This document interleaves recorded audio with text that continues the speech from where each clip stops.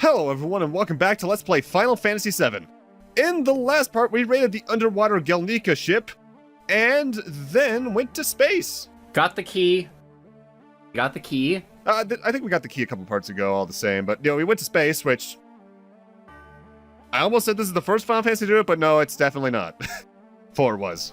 4 is the 4 one, was right? the first, then it's 7, 8 has it. 9... Sort of has it? 9 kind of. That one room in Memoria, you're in space. 10 doesn't. 10 2, I forget. 10... Wait, 10 does do that? No, it doesn't.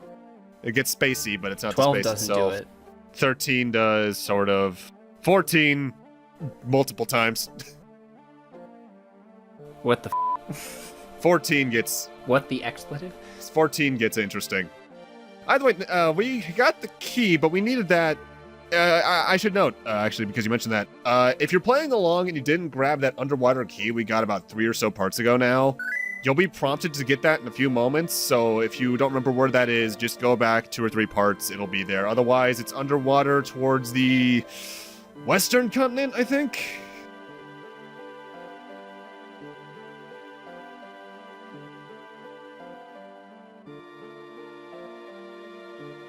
Either way, in order to take out Meteor, Bugenhagen's mentioning that we need to get the white materia to summon a spell known as Holy, the ultimate white magic, as it's been since Final Fantasy IV.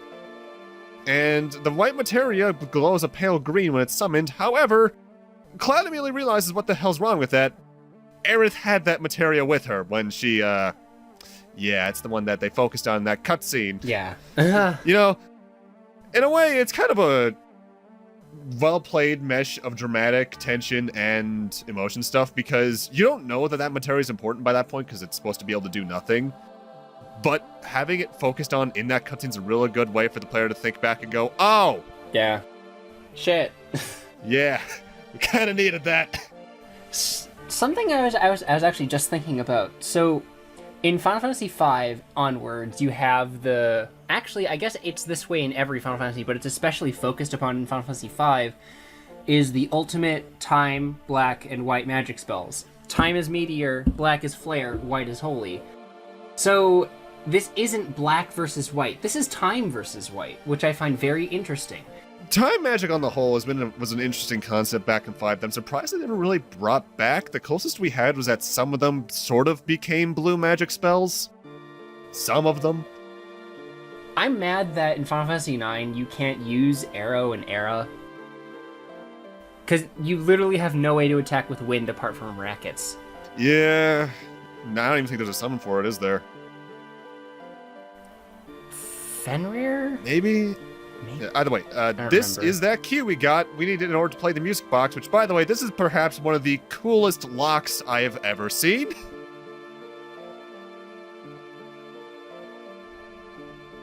Ho, ho, ho. Merry...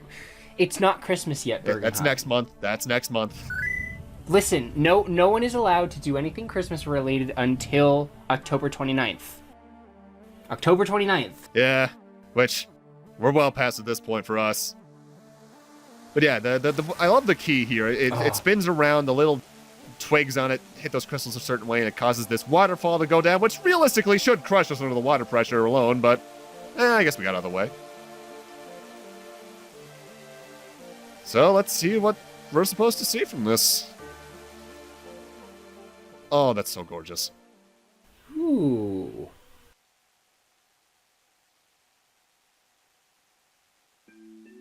All right. Let's hope Aerith managed to make things work out.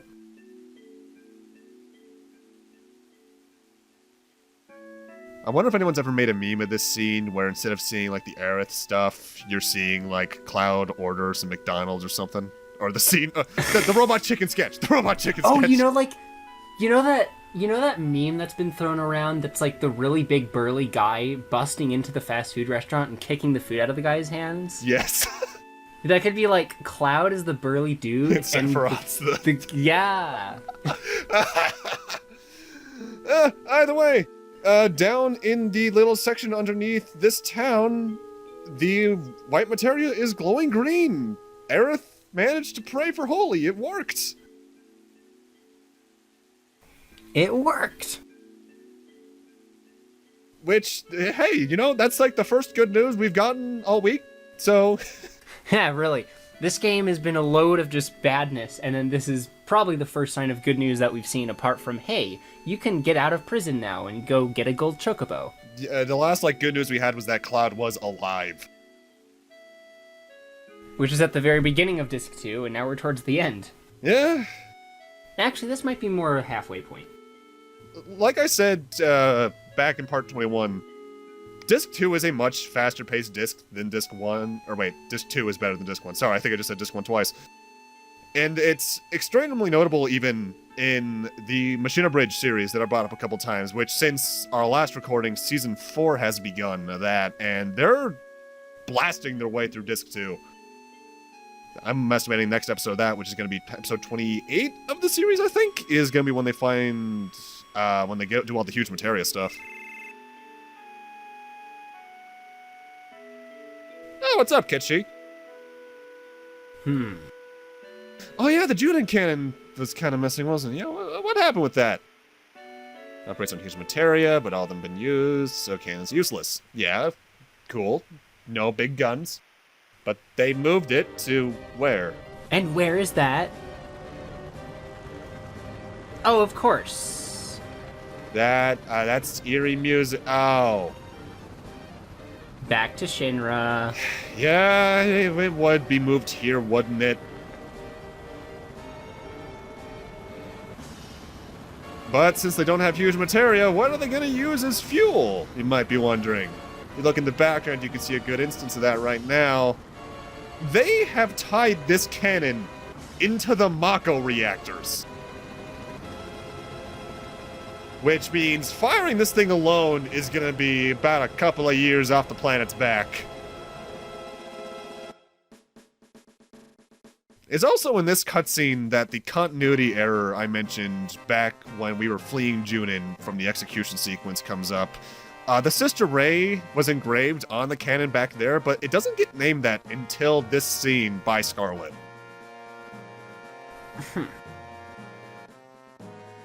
But yeah, they're aiming this thing right at the Northern Crater because they want the barrier there out of the way.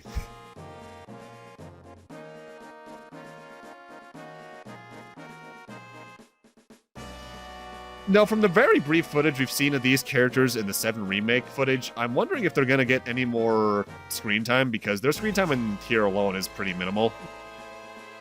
I really hope Shinra does get a lot more screen time there, especially Rufus, because I love Rufus as a character. So interesting. Rufus? He's such an asshole, and I love it. Speaking of which, did you see my message about a week ago where I realized that Machina Bridged Rufus is voiced by Xander Mobus? Let me see if I can find that. Because he's voiced by Xander Mobus. Well, we should probably get over to Midgar, otherwise why are we stopping?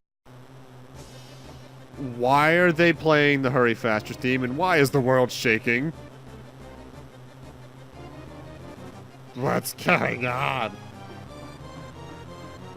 Ooh. That's over by Dinosaur Village, or Bone Village, rather. What's gonna pop out of the water here? Dinosaur Village. That's a different game. That is a big boy. That is a... angry boy. And it's slowly walking towards Midgar, and I do mean slowly. Yeah. You can do it. Come on, you can do it. Run to me, boy. This will never stand for me. It's too slow. Yeah, this entire sequence goes on a bit slowly. And we're getting a strange signal, and apparently it's coming from Ketchi. Which, yeah, we already know this thing's a puppet. I guess that's just him taking control of it?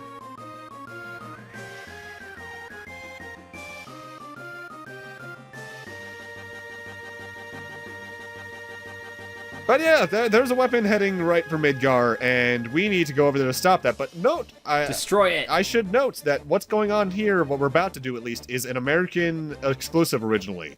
Final Fantasy VII International, which was the only Square Enix International version that was released with American content added instead of vice versa, did add this into the Japanese version. Why was it an American exclusive exactly?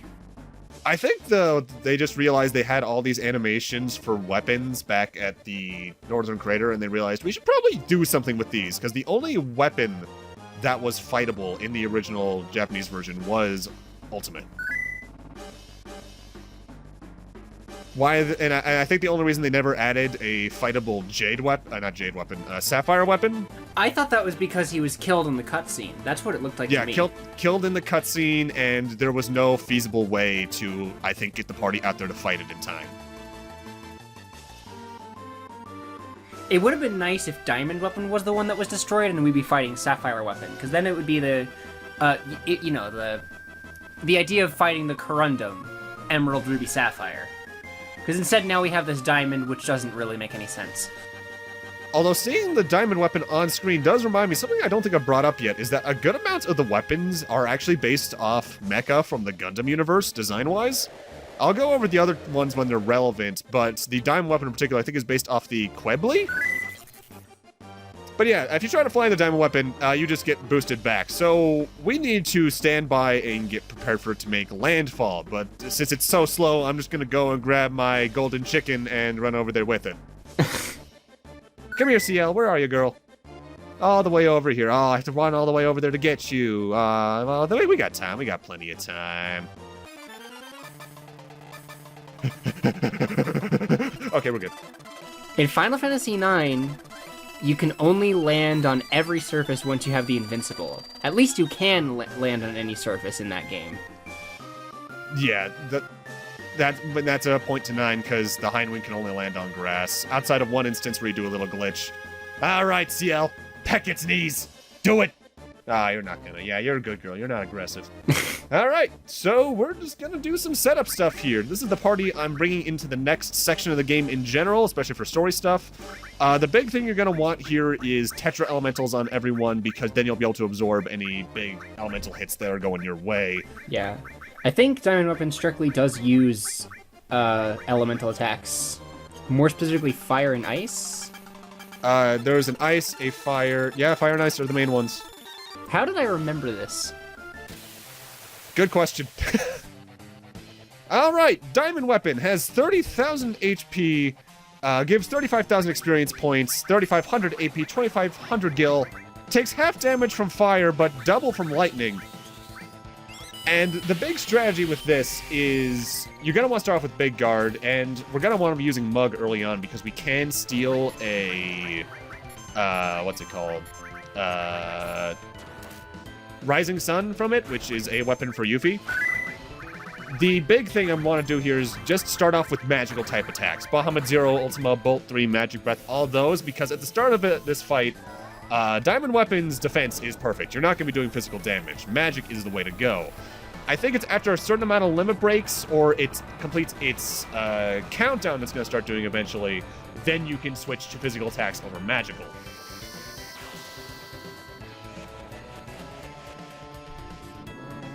The big thing to note as well is its countdown leads to the Diamond Flash attack, which is a gravity-based attack that can inflict silence. It'll never kill you, but you might want to watch out for that silence status. Wow, they actually use the correct prefix. Sometimes I see Terra with 2 R's in front of something like that, and I can't tell you how much that annoys me. I still think the funniest thing about the Final Fantasy universe since Kingdom Hearts 3 came out is that Donald is more powerful than any other version of Bahamut because he uses Exaflare. That duck is stronger than Space Laser Dragon. Keep that in mind.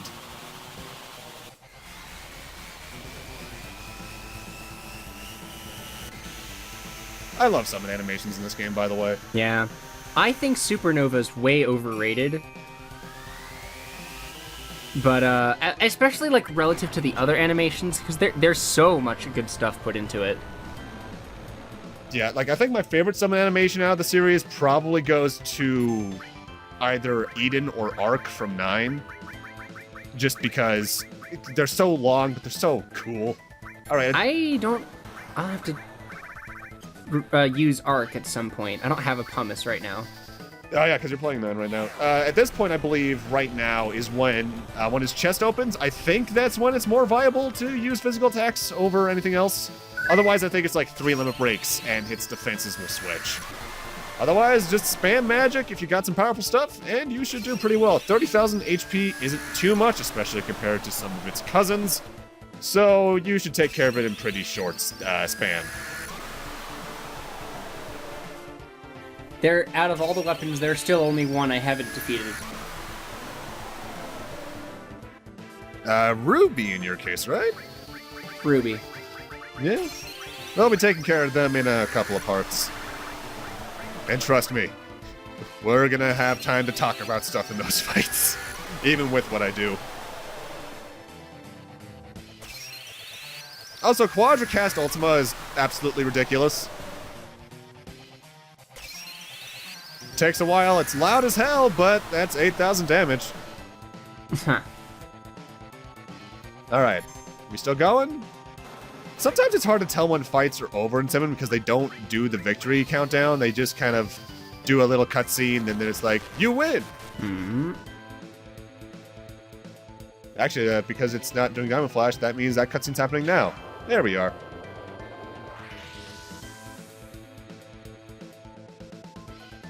Diamond Weapon, despite its prefix as an extraordinarily powerful gemstone, not too much to worry about. Yeah. Just the hardest metal or material on the Mohs hardness scale. And it's just not even gonna bother with you. You're just gonna leave like that? Come on. I don't know why I see the back of Diamond Weapon and I think that thing is wearing a dress. I see Squidward's face. What? With the shoulder pads are the eyes, the weird little thing coming off the back of the head is the nose, and then the mouth is the little skirt it's got. Whoa, you can control yourself there, that's right. Huh. But yeah, we basically just distracted Diamond Weapon. It's still heading towards Midgar. You know, it's times like this you can tell that that was an American exclusive fight that doesn't really impact the plot at all.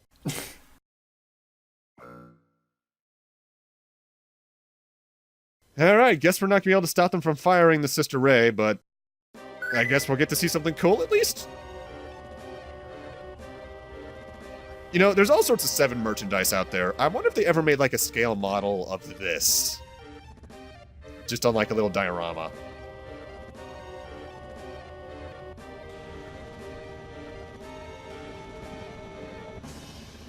Sorry, planet. We can't stop this one. Oh boy. And a nice little detail here, the number... Oh, wait, no, all 8 reactors lit up. So they actually managed to repair reactor 5 and 8 then. Wow. Damn. But a nice little detail here, Sector 7 is not lit up at all. Ah, you broke it. Great. Oh.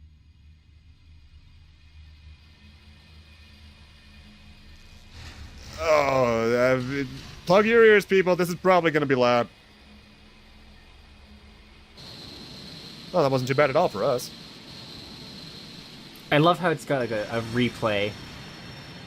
I love the recoil because a lot of other fictional things with giant guns like that don't keep in mind the recoil from the energy, like the glass breaking, although it's back there for some reason. That I'd say that's probably more due to the sonic of the sound or the sound wave, maybe. Yeah, I suppose. And this is Diamond Flash. It's the closest thing you're going to get to see it, because it didn't happen in gameplay. Which direction is it going to attack from? I feel like that's a line that didn't quite get translated right.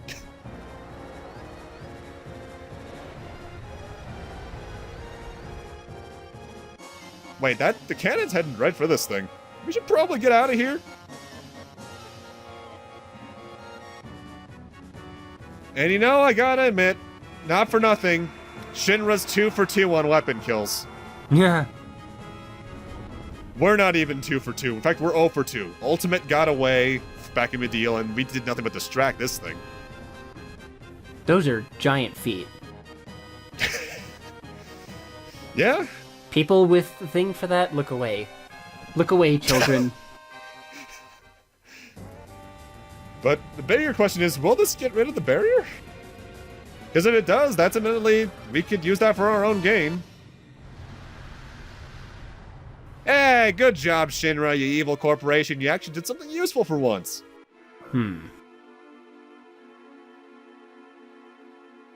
Alright, now, there was a bunch of yellow energy heading your way, so you should probably get out of there. Actually, no, you're fine. The people should just get out.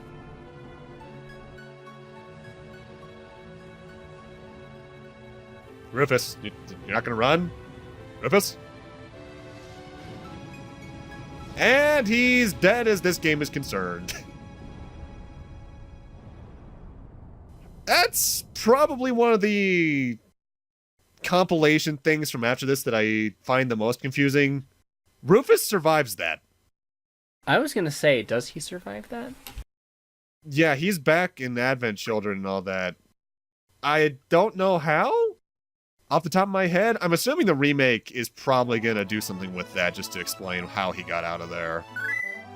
Because as we've seen, there are gonna be some differences in the remake already from that one soldier we see in the trailer that kind of looks like Prompto from 14 if he was on steroids. 15 rather, and such. And yeah, we can take care of this now. Thanks, Shinra! You took care of yourselves anyway.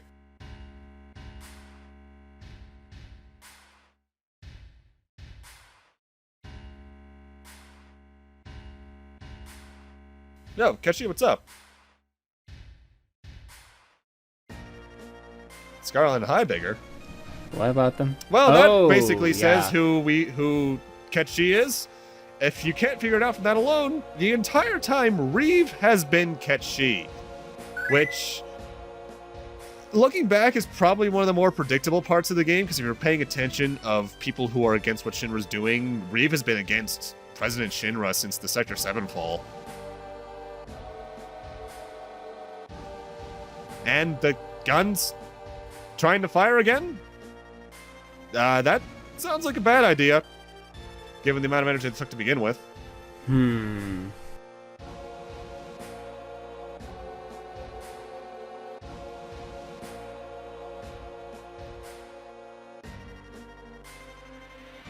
Oh, Hojo.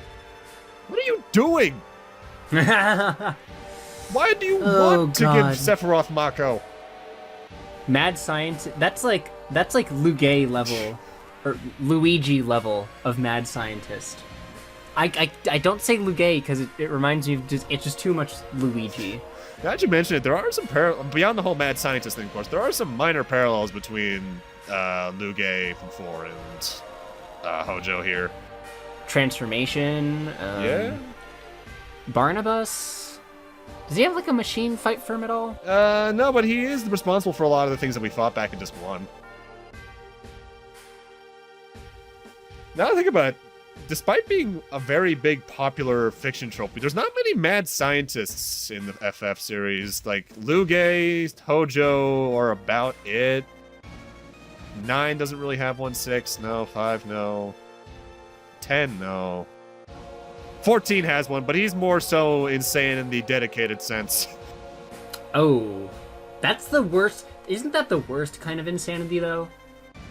But here's the thing. He's only really a villain during the A Realm Reborn section of the game. After that, he just kind of becomes a character for the raid stuff. And even then, he's kind of just like, I don't like you, but I'll work with you anyway. Then he gets some bitch and sunglasses. I love 14 so much. I didn't talk about it too much early on in the LP, but since this LP began recording, I actually did get back into the game. I'm caught up even. I'm past the end of Shadowbringers. I love it so much. Though as a Dragoon, I love tasting the floor. Because we die a lot. Jump, I assume? Yeah, when you jump in 14, you're locked into its animation until it finishes, and that puts you in a lot of damage. Because if you can't escape in time, you're just taking those hits. Fun! Dang.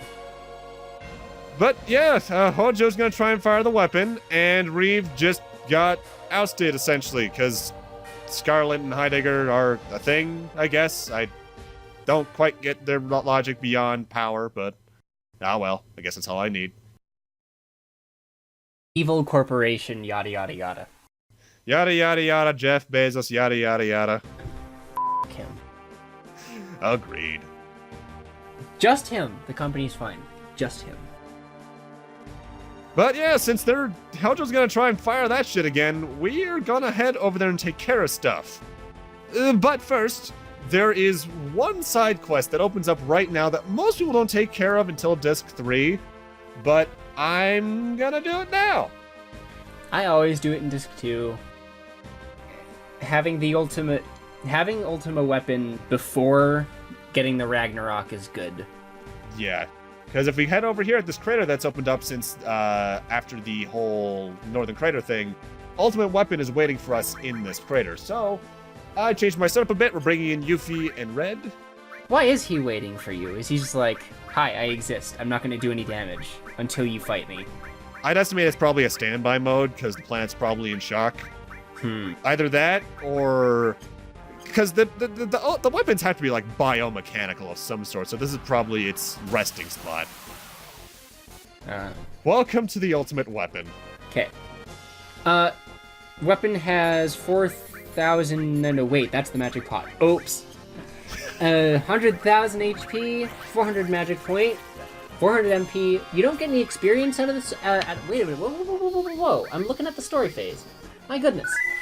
Technically, you aren't going to get any experience out of this fight, because it is going to take at least 2 fights to take care of Ultimate Weapon. But in this rendition, he's got 100,000 HP, 400 MP. Depending on the level you're fighting him at, depending on the phase at least, he has different levels of different kinds of stats.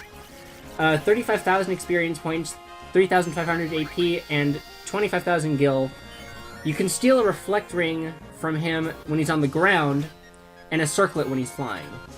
And he will always drop the Ultimate Weapon. And there is a notable enemy and skill Shadow Flare. Shadow Flare is a thing. So, yeah, we'll take care of that in a moment. But as you can see, after taking some damage, Ultimate Weapon flees. Essentially, for any of you who have played 6, Ultimate Weapon is this game's Doom Gaze, where once you fight him once, he flies elsewhere on the map. You can chase him down and bump into him to, I think, suggest it to go to its next destination on the hull. But it's just going to spend some time flying around deciding where to go. In terms of where it can go, it can be found on top of Gongaga, Fort Condor, Midgar, Northern Crater, the Junin area, near Medial, Mount Nibel, North Corel, or Cosmo Canyon. In particular, for right now, I want to make sure it doesn't go towards Midgar, because if it goes there and I try to fight it, I'll just get sucked into the story.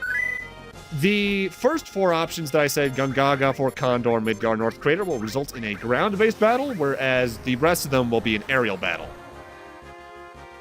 Whenever it escapes, its HP doesn't recover, and when it has 20,000 or less, it'll head towards its final location where you'll always end up killing it. The short way of doing this fight is to just use the Knights of the Round summon that I got 2 or 3 parts ago now from the Chocobo breeding stuff. But I decided to go the hard way and fight it normally, in which case you want a big guard, Knights of the Round Zero. is cheap, don't use it. Yeah, I'm saving that for a special occasion. But yeah, big guard, Bahamut Zero, Ultima, whatever you can do in terms of just doing damage very quickly. I do recommend stealing every single fight, though, because I believe with every single incarnation of fighting it, its items respawn, I believe? I think that's how it works. And I'm not sure exactly how much HP it takes for it to fly away after each individual fight.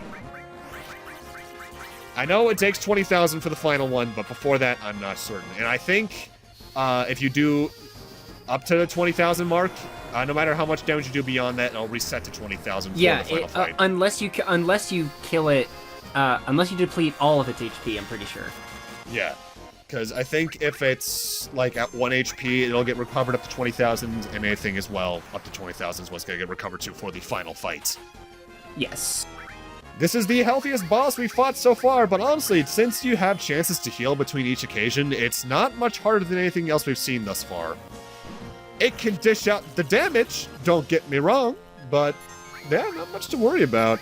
I mean, especially if you're absorbing most of the attacks it's doing. Yeah, Tetra Elementals are still really good for this entire thing. I stray away from doing that because by this point I've grinded a little bit, so I want to give it a fair fight. Not a bad idea, honestly. The only real difference when it comes to these fights in terms of materia setup is that for the first many, everyone has an enemy skill materia from my memory, but for the final fight, you want to make sure only one person has all of your enemy skill materia. Just for the sake of getting the enemy skill that Kenny mentioned earlier, Shadow Flare. Because that, it's going to be its dying attack, and we want to make sure we get that now, because otherwise the only other place we can get it is in the final dungeon, and I'd rather have it before that, despite me never using it.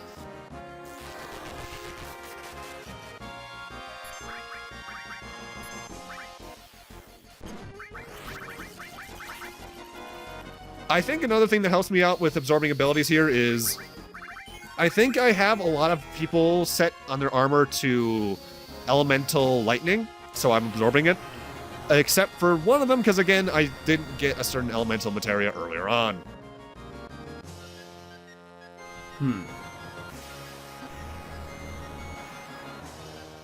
Interesting though, because keep in mind, before this, the Final Fantasy series didn't really have many reoccurring boss enemies, barring like Gilgamesh. Ultimate Weapon is the first truly reoccurring boss enemy, because this thing is in almost every game after this.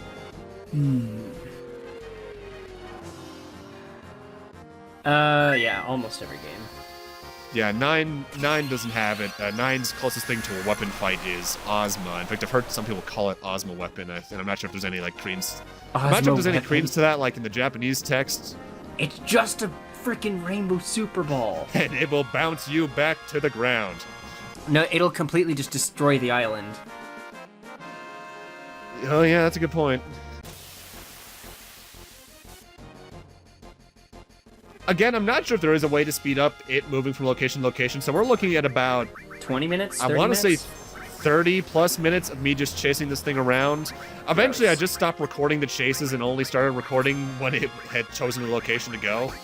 I was going to be real bummed if it chose Midgar, though. In case you're playing along and you're doing this now and it ends up at Midgar, don't worry too much.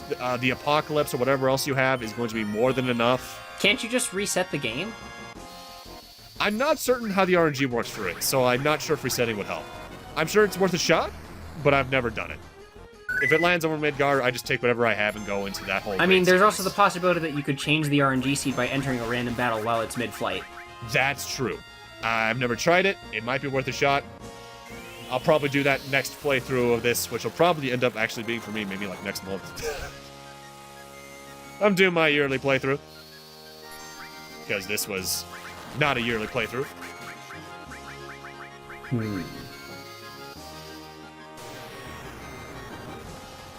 Although I suppose I could play another Final Fantasy twice. I could go through 9 again. It's been a while since I played 5. 10 as well. It's been a bit. I haven't played 5 in a long time. 5 is so good. It's really dense, but it's really good. Oh, we're back at Fort Condor. You really like this place, don't you? You like the big bird that's no longer there? Yeah, it's a nice bird. Oh yeah, that's another thing. Ultimate Weapon's physical attacks hurt a lot. Because that just did most of Red's HP. Again, part of that is because I'm technically under-leveled a little bit. But the thing is with 7 is the end game of it, you can break just by looking at it through the ultimate weapons and such. So I'm not too worried about being a little bit under-leveled. The power creep in this game is kind of ridiculous.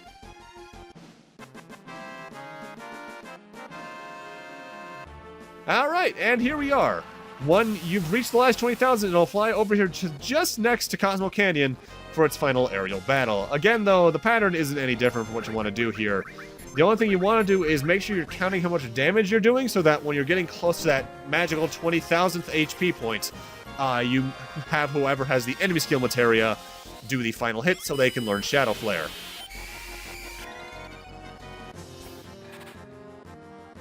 And as for Shadow Flare itself, might as well talk about that now. It's just a super powerful non-elemental damage to one target. If you don't have Ultima, it's a good replacement for it, and if you only have one Ultimate Materia, it's a very good replacement for it. You can only learn it from a few specific enemies, and Ultimate Weapon is the easiest one to learn it from just due to the placement of the game that it's at.